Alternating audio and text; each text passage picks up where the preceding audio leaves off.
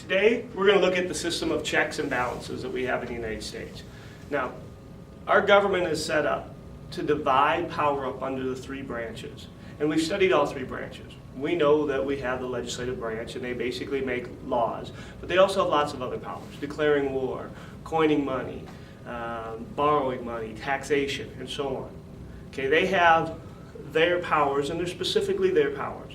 And then we know that the executive branch, the president, has his powers. We just recently studied those. Commander-in-Chief of the Armed Forces can make treaties, can pardon people. And then we know the Supreme Court. Really, the only power the Supreme Court has is judicial review, the power to declare laws and actions unconstitutional. But those three branches each have their own unique powers. Now, the beauty of our Constitution is that not only do they have their own powers, but those powers then are used to limit the power of another branch. See, everything's designed to protect us from our government becoming too powerful. Remember when we were under British rule, we felt that the government was doing things that they probably should not have done. And we were afraid of a too powerful government. When we created the Articles of Confederation, we created a government that was very weak because we wanted to protect ourselves against a strong national government. Well, it didn't work. So we created the Constitution, which was certainly more powerful than the Articles. But we wanted to make sure that we had some precautions in there, some safety against the government getting too powerful. And one way to do that is, rather than condense power into just one government, we created a government that was divided up into three separate parts, and each gave them some power, but didn't give them unlimited power. And that's usually referred to as our system of checks and balances. Now, this is not a tremendous analogy, but let's use basketball as an analogy here. If you think about a basketball game, we have three parties here. We got the players who play the game. We have the coach who coaches the game, and the officials who try to make sure the game is going the way it's supposed to go. Okay, calling fouls and so on. Okay, each have a different role that they can play. They each have their own, so to speak, powers. Like, the coach can't shoot a basket, nor can an official. Only the players can actually play the game. When it comes to substituting, only the coach can do that. Only the officials can call fouls. So they each have their own little role here in this big picture.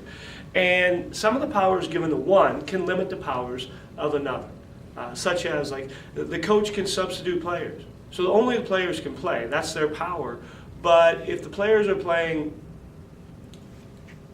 contrary to how the coach wants them to, the coach can sub that player out, hence limiting the power of the player. The coach can coach. He can coach his kids while they're on the court. However, if he crosses a line, the official can give him a technical. Players can play, but the official can give them a foul. Okay, they each have their own specific powers, and they can only do those things. But those powers that they have limit somewhat the powers of another branch. Okay, now it doesn't work perfectly. It's not a great analogy. Another analogy would be, let's say two people buy a car together. Let's say Emily and John buy a car together. And Emily is the only person who can drive this car. And John is the only person who can put gas in the car. Now again, this is not a tremendous analogy because it only really works one way. But let's say that John feels that Emily is using the car incorrectly, abusing it in some way. He can't stop her from driving it. He doesn't have the power to do that. But he can stop putting gas in the car, which essentially limits her ability to use that vehicle. Again, it's a power that one has that the other doesn't have. Emily can't put gas in the car. So she can use the car, but there's a point when she needs the other one. Okay, and that's the check that John has over Emily. And we see similar things when we look at our actual checks and balances. So when we look at the three branches of government that we have, when we look at the legislative branch and the executive branch and the judicial branch, they each have their own unique powers. But just about all of those powers are limited by a power given to another branch, or are designed to limit the power of another branch. And let's look at this. This is the very last page of your note guide. I think it's page 12 of your note guide. And I have a kind of a spreadsheet on there. I don't know if it's the best way to do it, but it's the best way that I could think of doing it to get some of this information here. You already know what the powers are. We've already studied those this year. Okay, so the president can appoint federal judges. That is a power that the president has. How can that power be limited? Well, the legislative branch has power to limit it. And it's important that you know the three branches. You need to know the legislative branch, the executive branch, the judicial branch, the actual branch names. But the legislative branch, how can they limit that? Well, they can limit it by the Senate confirms those judges. So yes, the president has the power to appoint judges. However, it's a limited power because it has to be approved by a majority vote of the Senate. Not of all of Congress, just of the Senate. Okay, so that the confirmation power that the Senate has is a check on the president's power to appoint federal judges. The same thing when it comes to treaties. The president can make treaties. That's one of his constitutional powers. It's an enumerated power. However, those treaties don't go into effect unless the Senate ratifies that treaty with a 2/3 vote. Okay, so again, the power that is given to the president to make treaties is checked or limited by a power given to another branch. Okay, so we aren't giving unlimited powers to anybody. The president's commander-in-chief of the armed forces. Okay, the president is the head of the military. However, Congress has a lot of military powers. And those military powers that Congress has, that the legislative branch has, limit the power of the president to use the military any way he wants. Okay, these powers include, declaring war and funding the military, raising an army and a navy, the implied power of drafting. All of those things limit the president's ability to use the military however he wants. The president can take military action without congressional approval. Like if the president wants to attack Russia today, he could do so. And Congress really can't do anything about it. He doesn't necessarily need a declaration of war. However, if Congress doesn't go along with this, if they refuse to declare war, they could say, all right, we're going to decrease the size of the military. We're not going to give you any money to run this military. Now, the president could wage a war without him, but he couldn't sustain a war without money. It's kind of like the gas thing. Emily can drive the car without it being full of gas, but eventually it's going to run out. And if it runs out, she no longer can use it. Think of the war as that car, okay? And Congress's ability to limit that if they feel like the president is taking military action or doing things that he should not do, okay? So Congress certainly has a lot of power over the president when it comes to the military, but it also goes vice versa. Okay, Congress is the head of the military, or not the head of the military, excuse me, but Congress can declare war.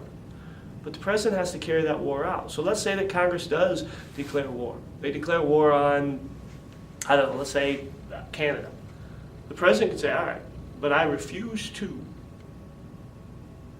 send a troop into battle. I refuse to drop a bomb or send a missile. And Congress can't do any of those things. Yes, Congress has a military power. They can create a huge military. They can declare war, but they can't use that military. The president is one that gets to use it. So, if we have a bunch of warmongers in Congress, the president could be the one that limits their ability to use it. Or if we have a president who's kind of a warmonger and just wants to go, use the military wrongly, Congress could limit his ability to do that. The president can veto bills. Now this kind of goes part of the lawmaking process, but the president has the power to veto bills. But we know, that Congress can override that veto with a 2/3 vote.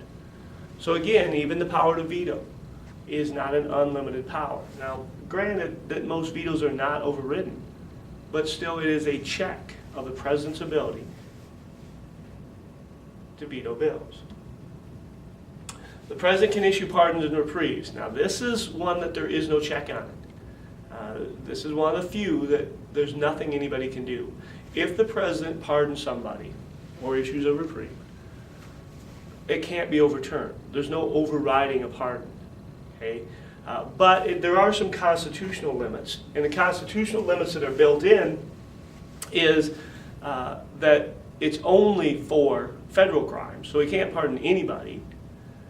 only those in federal prisons or committed a federal crime, but it is meant to be a check of the judicial branch. If the judicial branch has become corrupt, what can we do? Well, what we can do is the president can pardon anybody. Now, we haven't used this check in this manner, but it was put into the Constitution as a protection against. What if our judicial branch is wrongfully convicting people, just throwing them in prison? Do we have any recourse? Well, yes, there is. There is a check on the judicial power, the judicial branch. Now, most of Congress's power are powers to make laws. I mean, they can coin money, but again, they have to go through the lawmaking process.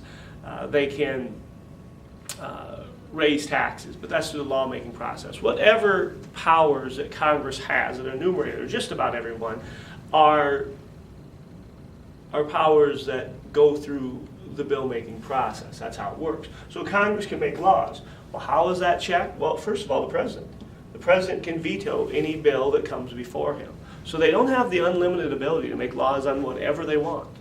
Okay, they can make laws, but if the president doesn't like it, you know, that power is limited. Okay, so he can veto that bill if he wants. Now, granted, they can override his veto, so there's a check on that. But also, if the laws they make are unconstitutional, the Supreme Court can declare those bills unconstitutional and thus void. That's judicial review. Remember, the only power that the courts have is judicial review. You know, so if the president or Congress in this case passes a law, let's say the president signs it, but it takes away your right, freedom of speech, freedom of religion, you know, takes away any of our constitutional rights, the Supreme Court can declare that law unconstitutional and thus void. Now remember, they can't declare a law unconstitutional if Congress has the right to do it. Like Congress has the right to tax. So if Congress decides to raise taxes and the president signs it into law, the Supreme Court can't declare that unconstitutional. Okay? Because they have the constitutional right, the enumerated power to tax. But if Congress passes a law that says that you can't speak ill against elected officials and the president signs that into law, the Supreme Court can declare that unconstitutional because it violates our First Amendment right of free speech. And then that law would be declared void. So it's a limit on if Congress is exceeding their powers, or even if the president is exceeding what they have the power to do, the Supreme Court can declare those things unconstitutional. It's a check on those other two branches. Congress has the power to declare war. Now, we've already talked about this one a little bit. Congress has the power to declare war, but the president is commander-in-chief of the armed forces. And because the president is commander-in-chief of the armed forces, he could theoretically choose not to carry out that particular war. Never happened in American history, but it could. I mean, again, these checks were put into the Constitution as a protection from government becoming too powerful or misusing their powers. And that was a major concern. Will government, if we give them power, will they use them unjustly? Will they misuse those powers? And there's no guarantee that they won't. There's no guarantee that those things won't happen. But these checks were put in as a way to better ensure that they don't. If one of your branches is full of, let's say the president is corrupt, wants to misuse his powers, he doesn't have the unlimited ability to do anything he wants. First of all, power is divided up, and secondly, even the powers that he has are limited by a power given to another branch. Congress has a power to impeach.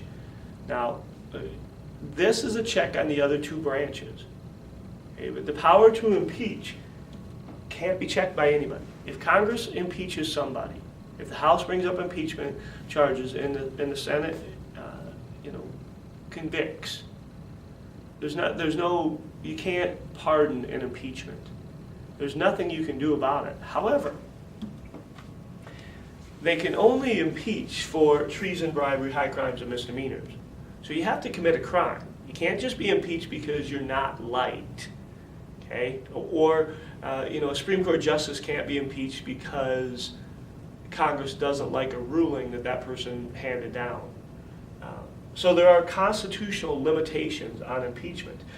But impeachment was put in to be a check of the other two branches. It's a check of the executive branch. It's a check of the judicial branch.